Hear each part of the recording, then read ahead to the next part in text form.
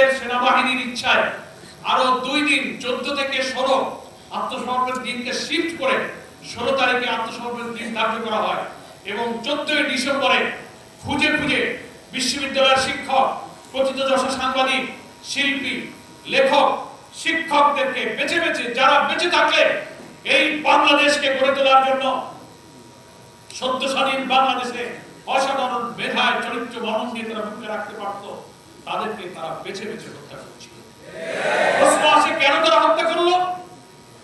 একটি জাতির বিজয়ের পর ধ্বংসপ্রাপ্ত যুদ্ধোত্তর বাংলাদেশকে গড়ার জন্য যে মেধার প্রয়োজন, যে চিন্তার প্রয়োজন, যে ক্রিয়েটিভিটির প্রয়োজন, যে ইনোভেশনের প্রয়োজন, এই জাতির শ্রেষ্ঠ সন্তান বুদ্ধিজীবীদের কাছেই তা ছিল।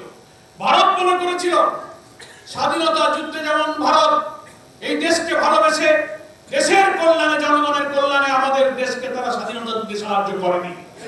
তারা সাহায্য করেছিল পাকিস্তানি সৈন্যের কাছে 1965 সালে তারা যে নির্মমভাবে পরাজয় বরণ করেছিল। তদনন্তর পূর্ব পাকিস্তানি শাসকদের অত্যাচার, শোষণ, বঞ্চনার সুযোগে এই দেশে যে ক্ষোভ, যে আউটবাস, যে গণবিস্ফোরণ তৈরি হয়েছিল, সেই সুযোগকে কাজে লাগিয়ে তদনন্তর ভারতীয় বাহিনী 65 সালে পাকিস্তানের পরাজয়ের প্রতিশোধ নেওয়ার জন্য তারা এই স্বাধীনতা যুদ্ধে এগিয়ে এসেছে। তারা মনে করেছিল দেশ যদি স্বাধীন হয়েও যায় তাহলে এই বাংলাদেশ যেন চিরদিন আমাদের অনুগত এবং আধিপত্যে তারা থাকে। নামে একটা দেশ হবে বাংলাদেশ, চারিদিকের সীমানা হবে 47-এর সেই সীমানা, আমাদের লাল সবুজ পতাকা, আমাদের জাতীয় সঙ্গীত।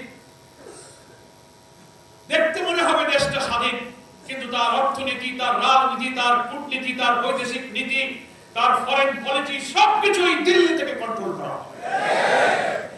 আগের যুগে সাম্রাজ্যবাদী আধিপত্যবাদীদের একটা চরিত্র ছিল, সৈন্য সামন্ত লর্ড বহর নিয়ে জুড়ে দখল করত। আধুনিক যুগে এই আধিপত্যবাদ এবং সাম্রাজ্যবাদীর সংজ্ঞা এবং ব্যাখ্যা কিন্তু পরিবর্তন হয়ে গেছে।